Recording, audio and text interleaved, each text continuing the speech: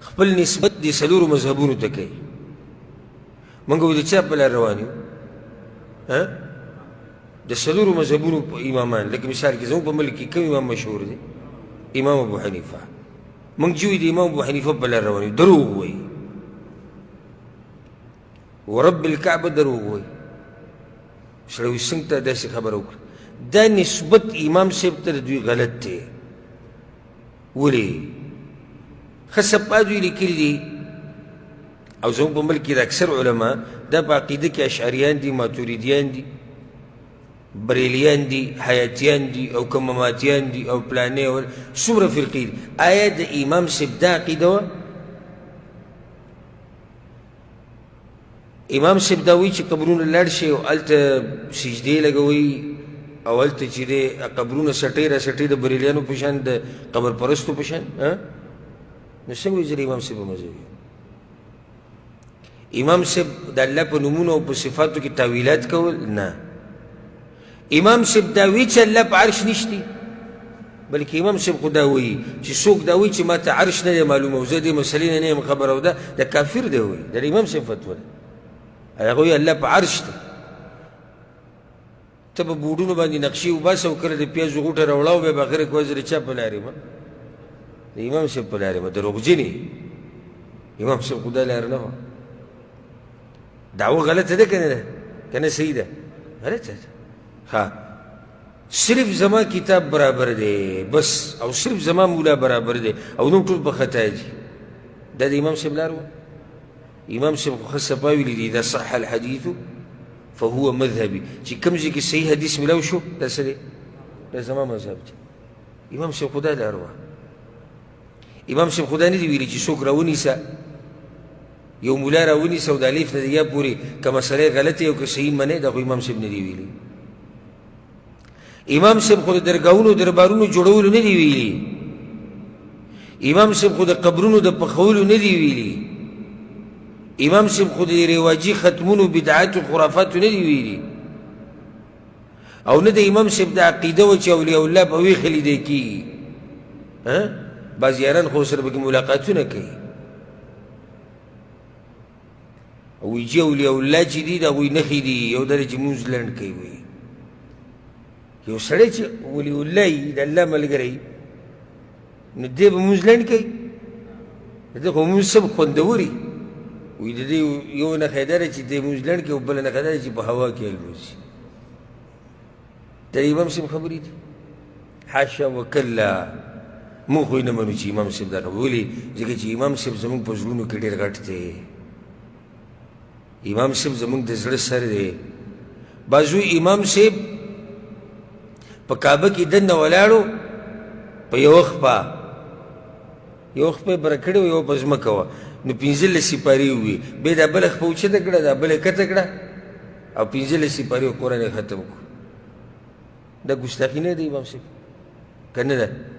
ده امام صاحب په شان اوچت انسان قرآن داسې وایي؟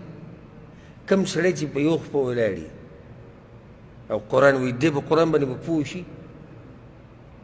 15 سپارې خو دا خو دومره یعنې داسې خښته ویشتې ده چې لا نیوی کېږي نه. 15 سپارې خو ډېرې دي. یو مخ دې یو سړی ووایي دلته دې ودرېږي په یو خپه، خو یو مخ به داسې وایي چې په دې تلاوت کې سوچ کې، او کوم ځای کې د جهنم تذکرې هلته یېرېږي جاړي، بیا به دې زه ومنم. یو مخ څوک نشي ویلی. دغه شان صرف دا دوی کې نه، مسله نه احنافو کې. بیا کوم چې امام شافعي ته ځان نسبت کوي، لکه ما تاسو ته خبره کړې وه که نه، حج کې زه د انډیانو سره ملاو شوم، کیرلا والا و.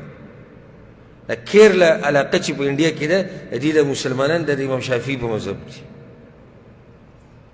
نو د هغوی سره یو کتاب و، کتاب کې لیکلي و چې کله اودس کې د طواف دپاره، نو دا به په دې نیت کوي چې زه د امام صاحب په مذهب یې کوم، د امام ابو حنیفه.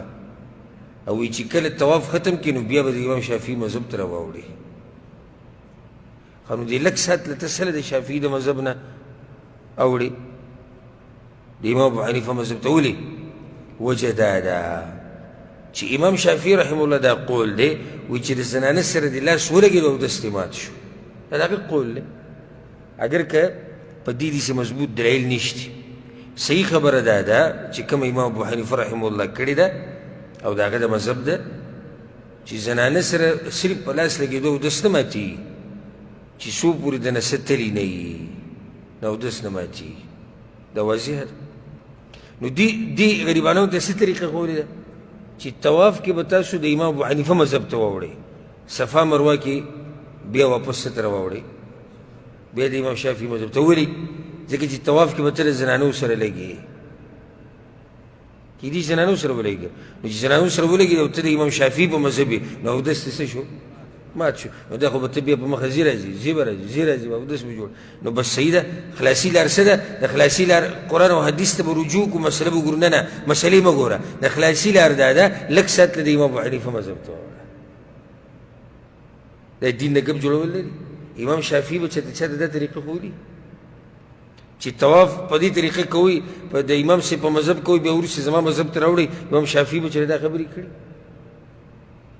امام مالک دغه شان د امام مالک چې بیا کوم مقلدین دي هغوی هم دغه شان کارونه کوي د امام احمد بن حنبل رحمه الله مقصد زما د خبرې دا و چې په تشو داوو کار نه کي ته وایې زه د امام ابو حنیفه په لار یم نو صحیح ده که د امام ابو حنیفه عقیده راونیسه بیا به دې زه ومنم چې ته د هغه په لار یې